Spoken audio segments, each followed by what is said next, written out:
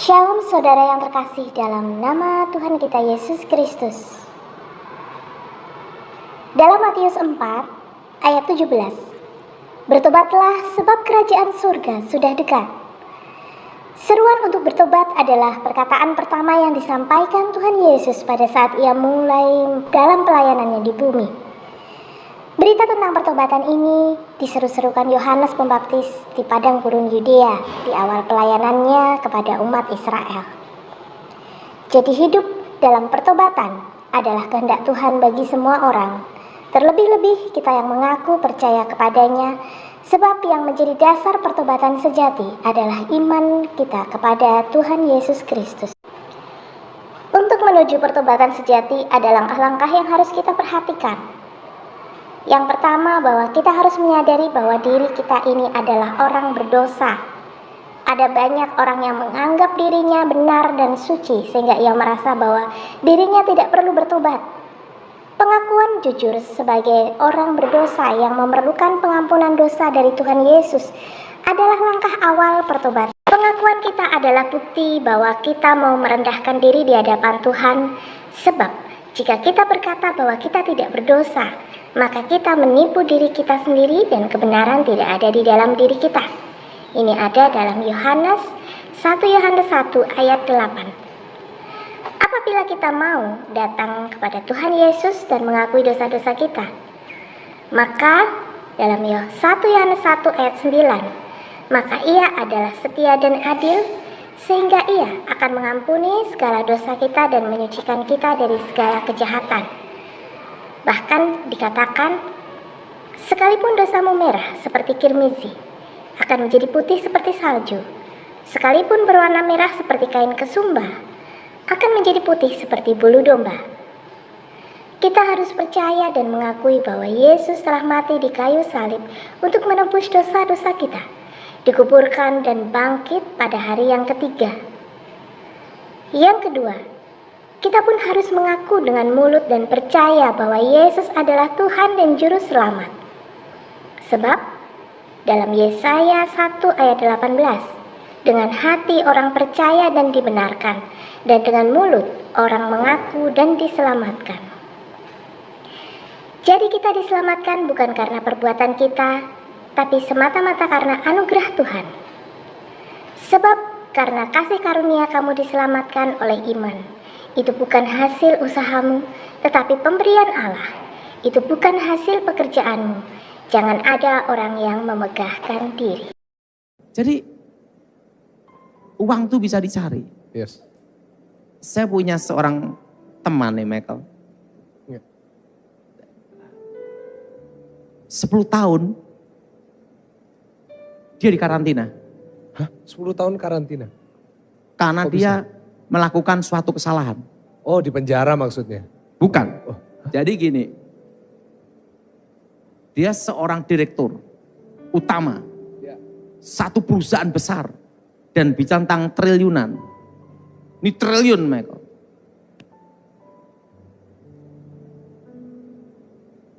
Dia kena masalah sehingga perusahaan itu kena likuiditas. Ayahnya marah. Langsung dia dinonjobkan dari seorang direktur utama menjadi orang tanpa jabatan, dikasih satu lantai, satu asisten, satu pembantu, suruh teriak-teriak sendiri. Hukumannya itu 10 tahun. Suatu kali saya diminta untuk bimbing dia. Bimbing dia, enggak ada duitnya, Michael. Karena itu mantan bos. Iya. Bos ada duit, mantan bos susah, Michael. Iya. Betul? Betul? Mantan bos itu susah. Dan dia kalau ngomong ke saya, ngomong gini, aku direktur utama. Langsung saya ngomong, dulu. Jadi kalau sama saya itu dia bercanda sama saya. 10 tahun sama saya. 10 tahun Bapak layani seperti itu. Wow. Dan ingat, Dahsyat. Saya enggak terima uangnya dia. Iya. Wong dia aja juga dinonjobkan. Iya. Dan yang kedua, tahu enggak Michael? Dia itu hanya dikasih uang, bayar sopir, bayar pembantu, sama staf. Teriak-teriak sana sendiri. Istri anaknya udah, penting tidak ada posisi, tidak kedudukan. Hidupnya, ingat, yang paling tragis dalam hidup ini adalah bekas orang kaya. Betul? Bayangin dia biasanya, Iya. kalau dia langsung datang gini, dibukain pintu. Ketemunya aja pejabat penting, menteri gitu tuh. Nah tiba-tiba di karantina tuh. 10 tahun. Makanya kalau ada orang kena karantina Omikron baru 14 hari. Iya. Ini belum seberapa. Ini 10 tahun. Jadi dikasihkan satu lokasi sendiri gitu. Dan dia ngobrol-ngobrol sama saya, Michael. Ngobrol sama saya temenin.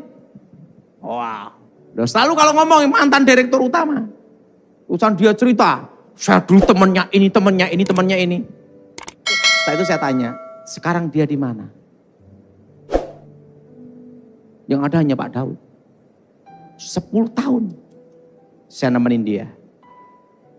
Setiap kali ke Jakarta, saya nemenin dia. Dia ngomong-ngomong, dia teriak-teriak sendiri, saya temenin dia. Dan dia paling suka dengan sepatu jengkel, yang ini lincip gitu. Sambil lihat sepatu saya Pak Daud, jengkel gitu. 10 tahun saya temenin. 10 tahun. Nggak ada duitnya. Iya. Suatu kali, Tuhan bicara sama dia. Dalam satu malam, nasibmu akan berubah. Dalam satu malam, nasibmu berubah. Adik-adiknya dia megang perusahaannya semua. Iya. Dia nonjok. Suatu kali, ayahnya sakit. Sadar bahwa dia punya anak sulung yang ditaruh di situ. Iya. Dipanggil anak sulung itu. Dalam satu malam berubah. Semua suruh tanda tangan dan dibahkan ke dia. Tidak banyak Michael. 25 triliun Michael. Nggak banyak ya. Bagi Pak Daud Tony nggak banyak berarti. Wah, pikir sendiri. Berapa Michael? 25 triliun. Telo. 25 triliun. Begitu dia 25 triliun. Berubah hidupnya. Iya. Langsung direktur utama. Iya. Langsung kalau ini gini ketemu saya. Gitu. Iya. Dulu gini. 10 tahun gini. Iya. Apa yang terjadi? Apakah saya muncul? Enggak. Saya menghindar. Karena saya enggak mau dia nyari saya waktu dia senang. Udah, saya pergi aja. Saya pelayanan kemana-mana. Dia nyari saya terus. Teman saya yang 10 tahun itu di mana ini? Dia tanya pendeta-pendeta, Daud ada di mana? Kan saya punya nomor handphone tak ganti semua. Wah dia nyari sampai berapa tahun?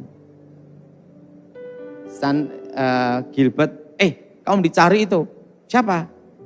Oh ini, mantan direktur utama. Langsung jadi ketemu dia. Dia marah-marahin saya. Kamu itu sahabat saya. Waktu saya tidak ada orang yang menemani. Semua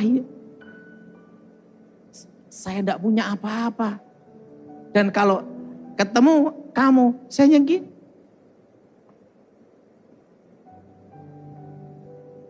Dan engkau sahabat saya berkata, dalam satu malam hidupmu akan apa? Berubah. Tahu enggak Daud?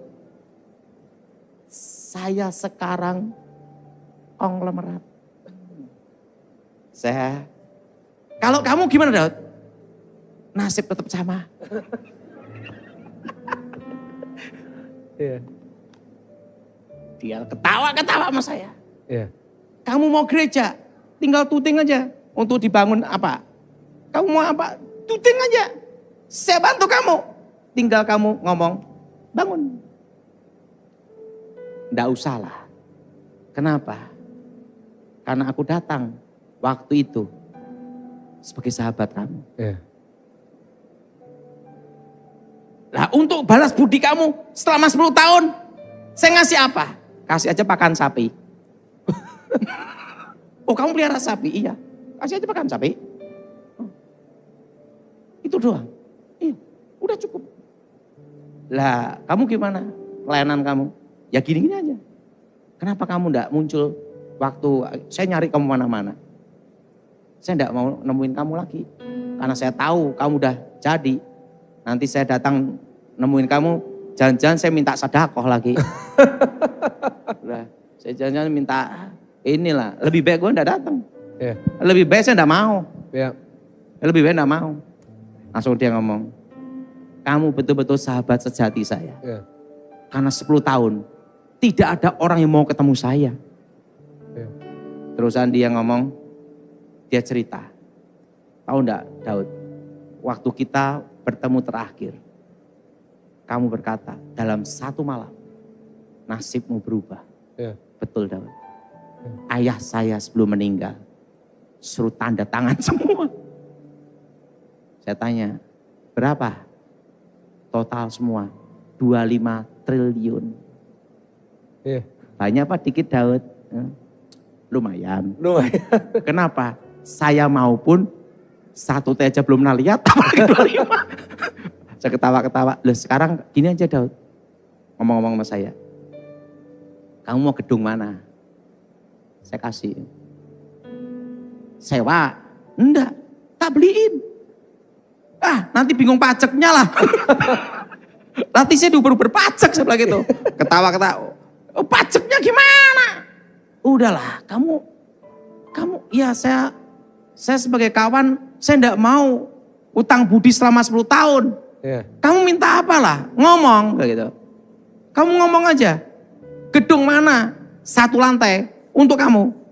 Tinggal ngomong. Enak enggak Michael? Enggak dah. Udah pakan sapi aja. Makan sapi. Langsung dia mukul saya gini, kamu itu gitu. Orangnya tinggi sekali Michael. Ketawa-ketawa gitu. Saya gini, hidup saya lebih nikmat seperti ini. Kenapa? Dia itu kaya raya, tak ada tapinya. Makanya ya, menikmati itu anugerah. Yes. Setelah dia dapat segitu, Ya. dia sakit sesek. Nafasnya susah. Kemana-mana bawa tabung oksigen. Dia mau keliling kemana-mana tuh sukanya keliling. Tapi tidak bisa keliling. Karena ada bawa tabung oksigen. Nah untuk apa hidup? Ya. Dia ketawa kecil. Daud, apa gunanya aku punya uang banyak? Tapi aku, gitu. Saya ngomong, kasih tahu. Lebih bahagia saya. Walaupun nasibnya tidak berubah. Saya bisa menikmati makan tidur. Wow. Nah, jadi saya kalau mengenang dia, Michael ya, 10 tahun saya nemanin dia. Ya. Memang paling susah itu jadi bekas orang kaya. Ya. Dan yang paling enak, bekas orang miskin. Setuju? Setuju? Karena setelah itu ngomong-ngomong sama saya, ketemu saya tidak lama Michael. Berapa tahun kemudian meninggal. Ini jadi pertanyaannya, 25 T-nya tidak dibawa juga. Ya. Nah, jadi Michael, Tuhan itu menguji hati. Ya. Jadi semakin kita disayang Tuhan, Yes. semakin kita diuji. Ya. Pak Daud, kenapa Pak? Ya lanjut. Nah, sebagai penutup, bagaimana Pak Daud menghadapi ujian? Nah, ini kasih langkah-langkah buat Tahu enggak, setiap Michael? kita menghadapi ujian. Menghadapi ujian itu pertama, kita tidak usah bertanya. Ya. Kedua tidak usah mikir, Ya. jalanin aja. Tapi bagi orang itu berat Pak. Stres, gak bisa tidur, gak ada damai. Karena ini maker, masih cinta akan uang. Ya. Kalau kita sudah tidak cinta sama uang, Tuhan perintahkan apa jalan. Ya. Ingat, Karena apa? Kita tahu Dia adalah Tuhan yang menyediakan semuanya. Kita berikan tepuk tangan. Jehovah Jireh, ya Pak ya? Jehovah Karena Jireh. apa? Gini loh Michael. Jireh. Amin. Ya. Tahu enggak Michael? Yes. Yang paling susah untuk orang Kristen nomor satu itu apa? Perpuluhan. Kalau pendeta khotbah perpuluhan, langsung jemaatnya banyak yang kabur, betul enggak? Kedua, persembahan, betul? Nah, satu hal, kalau kita hamba Tuhan, kita melayani Tuhan, jangan mengharapkan itu. Saya nggak mengharapkan itu. Kenapa? Kalau kita mengharapkan, kita kecewa. Yes. Pengalaman. Tapi kalau kita melangkah, kita maju, Yes. lakukan aja kehendak Tuhan. Yes. Tahu enggak Michael, pendeta Gilbert ngomong sama saya, Ya. setan itu banyak membunuh manusia dan nyesatin manusia. Ya. Tapi setan itu adalah ordernya Daud. Selama ada setan, Daud ada pekerjaan. Oh. Kasih tepuk tangan buat Tuhan. Terusan Setan dikalahkan. Amin Pak Daud. saya ngomong sama Pak Pendeta Gilbert, kalau setan tidak ada di muka bumi, aku sedih. Kenapa? Aku ke gunung dan tinggal berdoa saja, tidak ada kerjaan. Nah, jadi waktu menghadapi ujian Yes. yang Tuhan berikan, jalanin aja. Yes. Kita percaya bahwa Dia pasti memberi kita yang terbaik. Amin. Michael pasti saya cerita tidak percaya. Kenapa Pak? Saya punya kawan, Ya. namanya Yance. Yance. Nah, Oke. dia suka burung perkutut. Burung perkutut. Iya. Sama-sama saya. Iya. Dia juga pernah jadi juri. Iya. Teman saya burung. Iya. Dan dia beli burung namanya Al Jazair. Wah. Lumayan harganya. 300 juta lebih. Iya. Tapi burung ini aneh. Dijodohin susah sekali. Dia lebih suka dengan jodoh betina yang pertama kali. Intinya cinta pertama. Iya. Tapi burung ini betinanya jelek gitu loh. Tetapi setiap kali diganti betina apapun, digebukin. Nggak mau. Jadi ibaratnya burung mahal ini sukanya sama si nenek ini. Yang punya burung pusing karena mau dikasih betina yang lebih bagus. Iya. Wah, waktu itu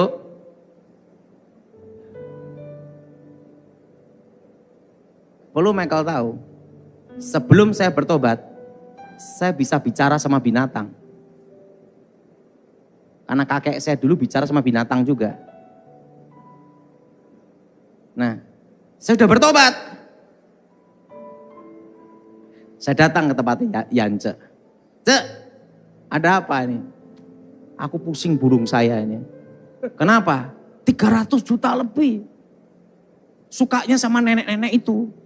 Betina nenek-nenek itu. Udah tak bisa ganti betina. Yang lebih muda. Nggak mau. Setia tuh Pak. Dikebukin terus. Tapi kan anaknya jelek-jelek. Wah dia ngomong gini-gini. Saya ngomong sama Tuhan. Tuhan, aku dulu sebelum aku bertobat, aku bisa bicara sama binatang. Saya bicara sama burung bisa, Michael. Burung namanya bahasa batin. Jadi saya diam gini bisa bicara sama binatang-binatang, Michael. Itu ilmu yang diajarkan nenek saya, sama kakek. Sekarang sudah saya bertobat, itu hilang. Waktu saya doa sungguh-sungguh, Tuhan bicara sama saya. Kalau setan saja bisa, apakah Tuhan tidak bisa? Maksudnya, datangi burung itu. Apa Michael terjadi? Saya bicara sama burung itu Michael. Kawan saya Yance, gini nih. Burungnya langsung dari atas turun, nemuin saya. Bicara. Saya bicara sama burung itu. Kenapa kamu tidak mau dijodohin? Tidak selera.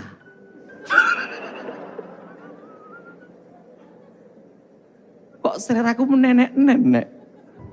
Saya ngomong sama dia, kalau yang jodohin saya, kamu mau ndak? Ndak mau. Kalau kamu ndak mau, kamu saya kurung. Disangkar. Kalau itu kan di kotak tempat ternak. Kalau disangkar, kamu lebih menderita. Ndak ada pasangan, mau ndak? Mau kesangkar, burungnya gini. Oh, kuku. Gitu. Dia nyaut di depan saya gini. Si Yance gini. Hah? Kok bisa bicara sama binatang? Nah, terusan gini. Sekarang saya kasih 2 pilihan. Pilih salah satu. Pertama, kekurungan itu. Kedua, kalau di sini kotaknya besar. Dan kamu bisa enak makannya. Mau milih kurungan itu atau di sini? Dia ngomong apa Michael? Dia jawab, au kuku. Gitu. Ngomong apa? Aku nyerah. Apapun yang kau kasih, aku mau. Tapi jangan dikasih kurungan itu. Langsung, cek, masukin. Jodoh langsung. Itu padahal setahun dijodohin susah. Yance ngomong ini, Pak Daud, kamu bisa bicara sama binatang ya? Udah diem aja kamu. Tenang-tenang aja. Kenapa? Nanti kalau banyak yang tahu, saya susah. Ada header lokal, saya dipanggil. Diam aja kamu. Ini kan saat tertentu aja. Saya doa Tuhan jawab. Langsung saya kaget. Si Yance ngomong, tahu enggak Pak Daud? Kamu itu adalah satu-satunya orang yang bisa jodohin burung saya. Al-Jazair. Saya ngomong Yance, itu Tuhan Tuhan sayang kamu 300 juta. Langsung dia ketawa-ketawa gitu. Saya dikasih anaknya setelah itu. Dan dia ngomong sama saya, caranya gimana Pak Daud? Kok kamu bisa bicara sama binatang itu? Udahlah tenang saja. Saya tahu enggak, Cek, waktu saya usia 9 tahun, saya udah bisa bicara sama binatang-binatang.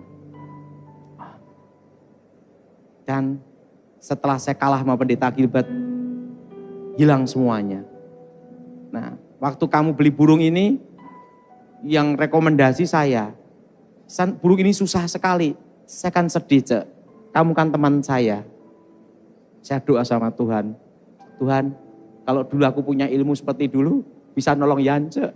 Bisa bicara-bicara sama binatang. Tapi Tuhan ngomong, apakah Tuhan tidak bisa? Lebih dari bisa.